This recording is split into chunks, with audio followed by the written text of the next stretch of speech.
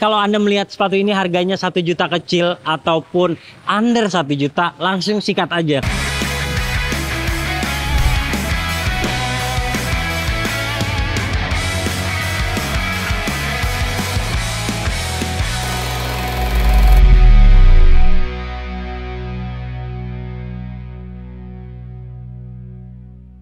Halo Bowlers, balik lagi di channel Head Shoes Indonesia. Di tangan saya ada New Balance 2XC versi yang kelima. Versi yang keempat itu nyaman banget, saya suka. Gimana dengan versi yang kelima ini? Ini juga banyak digunakan para pemain NBA.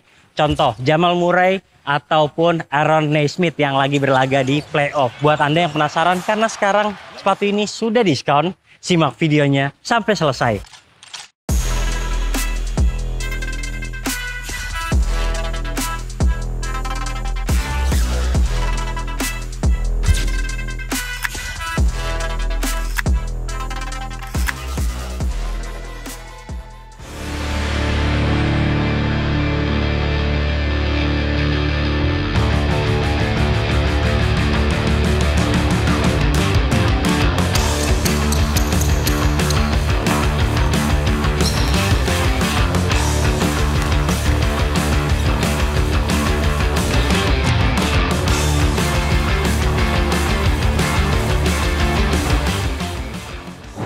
Siap, kebetulan kali ini saya dapat colorway yang lilac. Jadi warnanya ungu dan ada neon-neonnya kayak gini. Menurut saya menarik sih ya. Tapi kita bahas detail dan desainnya dulu. Secara desain ini sepatu banyak yang bilang mirip Dame ataupun Adidas Dame Lillard.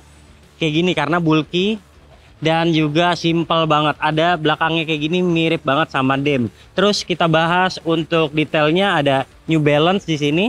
Di belakang juga ada. Lalu kemudian di bagian bawah sini.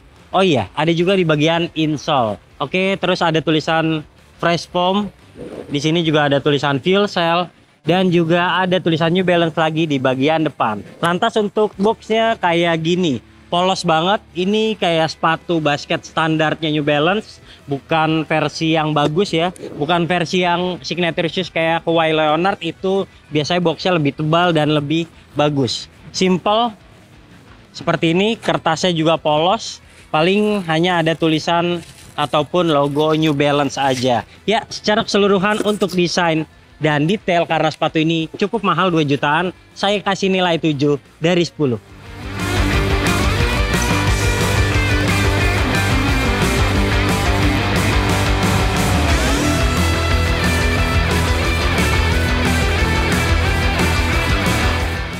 Sekarang kita mulai bahas traksinya, dan menurut saya ini traksi yang best deal banget sih, bisa di indoor maupun outdoor. Lihat dia, tebal banget karetnya.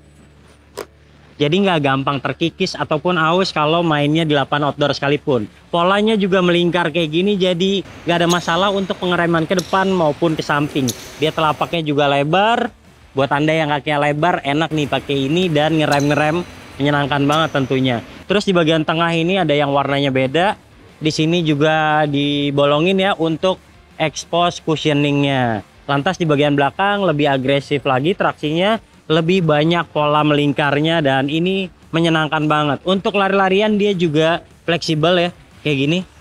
Jadi nggak ada masalah. Paling-paling adalah dia tuh gampang banget ngangkut debu ya, dan mudah kerikil masuk ke dalam sini. Jadi kalau Anda mau traksinya awet, biasakan sehabis bermain Anda langsung lap lagi supaya di kemudian hari traksinya bakalan tetap prima. Nah, untuk traksi menurut saya ini salah satu yang terbaik. Dia juga cat sheet dan oleh sebab itu saya beri nilai 9,5 dari 10.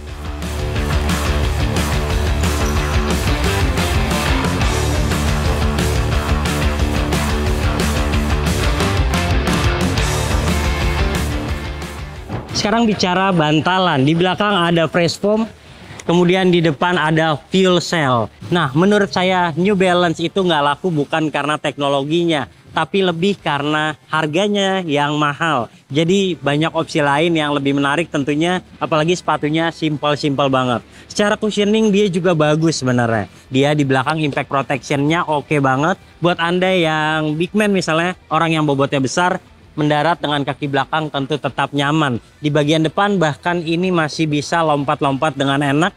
Ada fuel cell yang membantu lompatan Anda jadi lebih tinggi lagi. Untuk mendarat dengan kaki depan juga nggak masalah. Tapi kalau bicara court feel gitu ya, berasa lapangan apa enggak, ini sepatu biasa aja. Bukan yang menapak dengan sempurna ke lapangan, tapi dia bisa meredam bobot Anda dengan baik, terutama kalau mendarat di bagian belakang. Untuk keseimbangan juga bagus. Saya rasa telapak yang lebar di depan ini membuat para penggunanya jadi gampang untuk mencari telapak ataupun tapak yang bagus ketika mendarat. Nah, paling-paling kekurangannya saya rasa sepatu ini butuh waktu break in. Kalau Anda ingat versi yang keempat itu fleksibel banget dan cushioningnya langsung empuk. Tapi kalau ini terasa tebal, terus lebih kaku, dan di awal penggunaan itu belum terasa empuk banget. Sepatu ini udah digunain 3 kali, di pengujian kedua dan ketiga itu udah terasa lebih nikmat. Secara keseluruhan untuk cushioning ada di nilai 9 dari 10.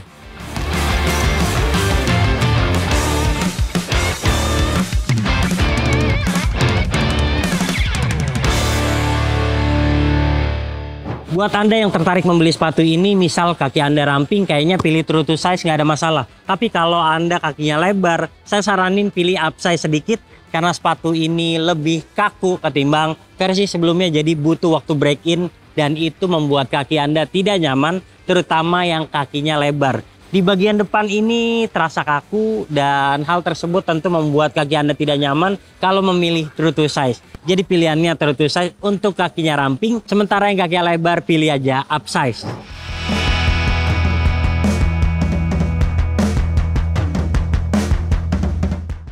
Nah, ngomong-ngomong bahan atas ketimbang versi sebelumnya, ini improvementnya jauh banget ya. Jadi lebih bagus, terus penerapan bahannya juga terkesan lebih premium dengan bahan-bahan tekstil seperti ini. Bahan tekstilnya banyak, terus ada fuse overlay-nya juga, ada logonya juga nih, fuse juga bahannya. Dan di lidah ini ada yang kayak sweat gini, nyaman banget. Oke, bicara padding, sepatu ini sebenarnya tidak terlalu tebal ya paddingnya, tapi dia bisa menahan tumit dengan baik karena bagian sininya dalam banget. Terus kalau lidah, dia di bagian bawahnya sini banyak lubang ventilasi nih, sama kayak depan ini. Tali ini, talinya sebaiknya ikat 2 kali karena dia modelnya kayak pita gini, walaupun bertekstur dia gampang lepas. Oke, secara keseluruhan untuk bahan atas dia memang sudah improve ketimbang versi sebelumnya. Tapi harganya yang nyaris 3 juta bikin kita ngelihat kayak ini sepatu terlalu mahal ya dengan tampilan yang sesimpel ini. Ya memang ini mungkin mengarah ke performance ketimbang penampilan Anda di lapangan. Tapi demikian, kalau untuk performance dia memang containmentnya oke punya. Dia berlapis kayak gini dan ini bikin kaki jadinya aman banget. Ini kokoh sepatunya. Oke, tapi di awal penggunaan kayaknya tidak nyaman, jadi butuh waktu break in karena di sininya terasa kaku. Secara keseluruhan untuk bahan atas cukup di 72 dari 10.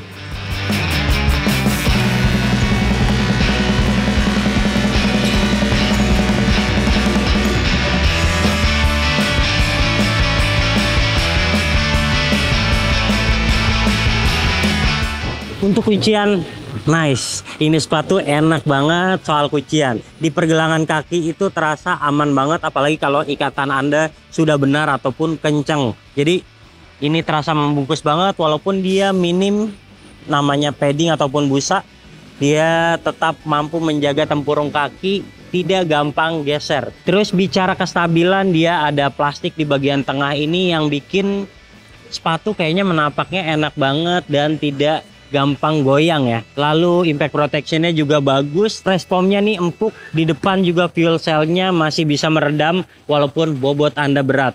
Insole-nya juga saya lihat masih oke lah ya di bagian belakang.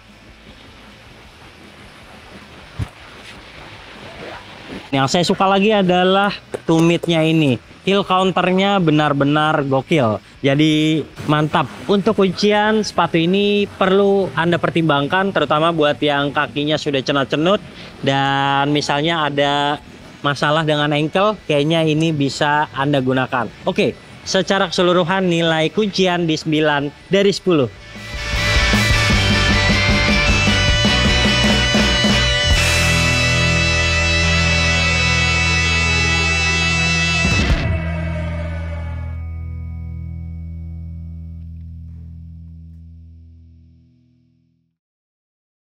Nah, kesimpulannya untuk sepatu ini, kalau Anda sudah nyaman dengan versi yang keempat, ini sepatu yang berbeda. Kalau Anda butuh kuncian yang bagus, ini lebih bagus. Tapi kalau ngomongin kenyamanan, yang versi keempat itu jauh lebih nyaman. Apalagi kalau Anda mau beli sepatu itu langsung digunakan lari-larian. Karena ini butuh waktu break-in ketimbang seri yang sebelumnya. Saya suka sepatu ini kunciannya, dan kalau Anda melihat sepatu ini harganya 1 juta kecil ataupun under 1 juta, langsung sikat aja. Karena teknologinya ini dirancang memang untuk sepatu yang harganya 2 juta ke atas. Sepatu yang benar-benar berkualitas, namun sayang terganjal dengan harga jualnya yang mahal, sehingga orang tidak membelinya ketika harganya masih retail. Secara keseluruhan, Head Shoes Indonesia memberikan nilai 8,3 dari 10. Jika Anda suka video ini, jangan lupa klik like, subscribe, serta tulisan komen di kolom komentar. Share video ini ke teman-teman kalian, dan sampai jumpa di video kami selanjutnya. Bye-bye.